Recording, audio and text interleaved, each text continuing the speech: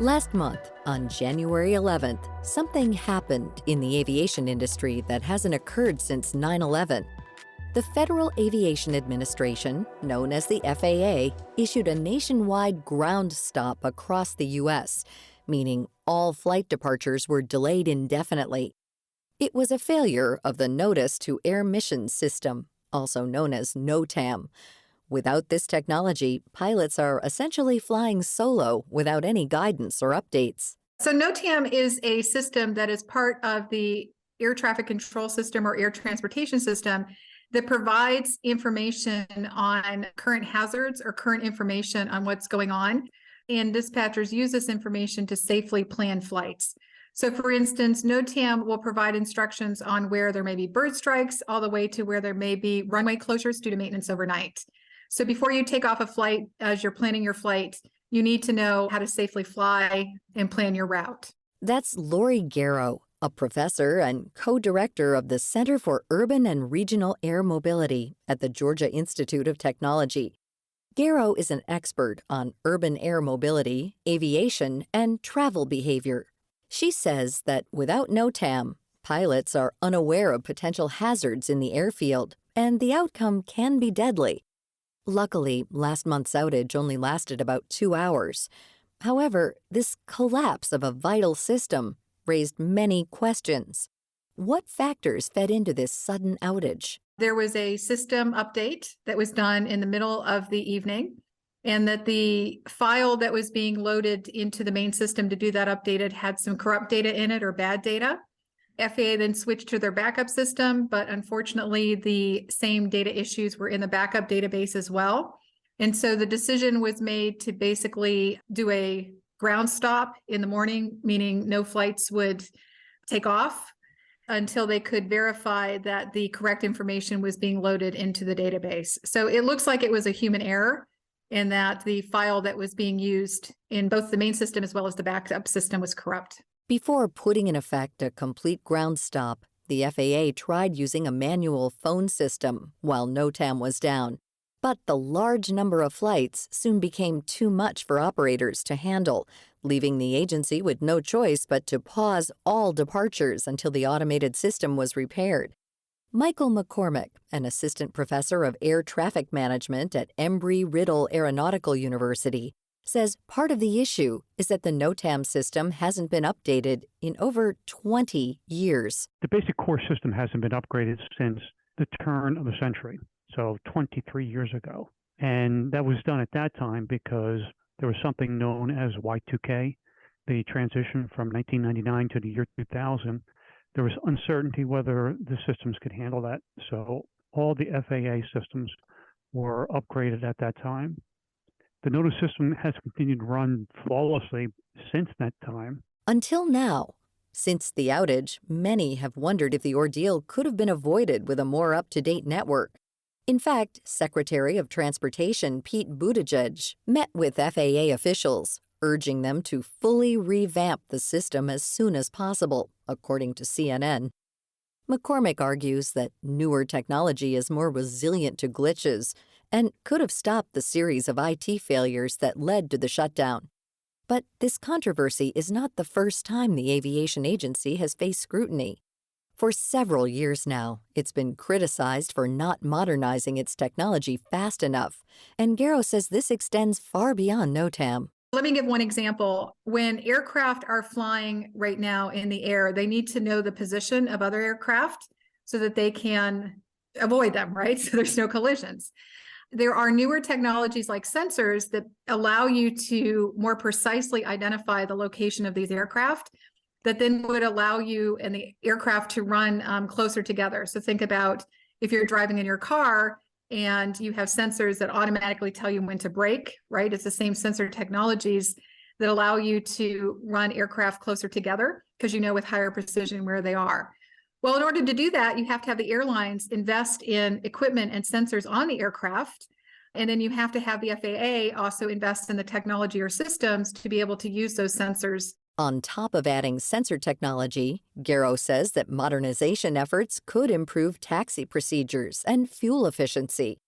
However, she says not all of these initiatives are in the FAA's hands.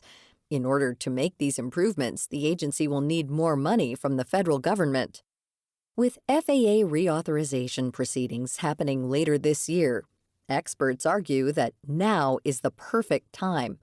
The question is, will Congress give the entity enough funding? One of the main challenges that I'm hearing is that these larger modernization projects require funding that is multiple years, right? So, and when you're looking at authorization from FAA, you're doing that on a more short-term cycle. And so in my mind, as we're coming up for reauthorization of FAA this fall, the two biggest things that I could see that would help us move towards, helping ensure that issues like NOTAM don't occur in the future is more funding for FAA, but also looking at ways to create a multi-year certainty around funding for FAA.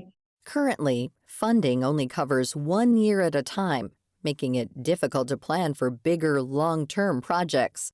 With that said, this outage, along with the Southwest Airlines cancellation nightmare last December, has put more pressure on Congress to grant multi-year funding. Similar to the FAA, Southwest was also behind on updating their technology. A combination of bad weather, poor planning, and an outdated scheduling system caused an operational meltdown that led to thousands of flights being canceled and millions of travelers stranded. When something like bad weather hits and you have aircraft and air crews that are delayed or stranded at different airports, you need to have real-time information on those aircraft and those air crews in order to ensure connectivity of the flights. Unfortunately, Southwest's system for that scheduling failed.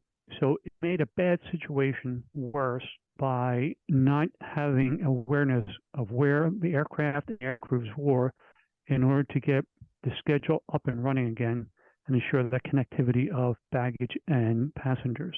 While these are valid concerns about aviation technology, both McCormick and Garrow insist that just because the operating systems are old doesn't mean they're not safe. The FAA and airlines have protocols in place to ensure the public's safety, such as issuing a ground stop when necessary. And in some cases, older technology can enhance safety. Garrow says that older systems are sometimes better protected against cyber attacks than newer ones. Would you want to learn an antiquated old system, right, to be able to hack into that? Or would you want to learn newer technologies to be able to hack onto things that are online? It's clearly a trade-off, right, when you come to it. But I don't think there's one clear sense that older systems versus newer systems are necessarily better when it comes to like cyber attacks or national security concerns. With the FAA reauthorization on the horizon, along with added pressure from Secretary Buttigieg, it's likely that sweeping updates are coming very soon. However, this situation has some wondering, where else are the cracks in old technology? While aviation may be in the spotlight now, nearly every industry relies on IT systems to function. It's up to our local and state governments to oversee that public agencies are making necessary upgrades in a timely fashion and have the resources to do so. To find out more about Lori Garrow, Michael McCormick, and all of our featured guests, visit viewpointsradio.org. For more behind the scenes, search Viewpoints Radio on Twitter, Facebook, and Instagram.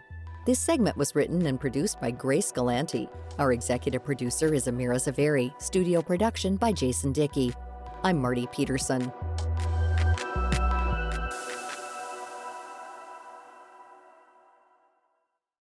Coming up next week. I remember seeing the giant sequoias, and they were so striking in their size, or that sunset, or the beauty of the face of my daughter when she was born.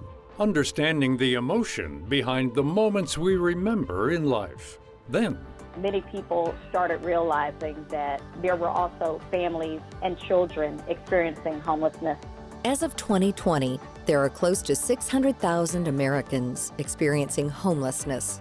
I'm Marty Peterson. And I'm Gary Price. These stories in depth on your public affairs magazine, Viewpoints.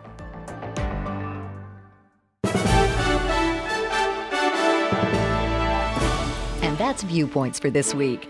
Follow us on Twitter, Facebook, and Instagram to learn more about upcoming shows and find a library of past programs on Apple Podcasts, Google Play, and Spotify. Plus, you'll always find previous segments and more information about our guests at viewpointsradio.org. Join us again next week for another edition of Viewpoints.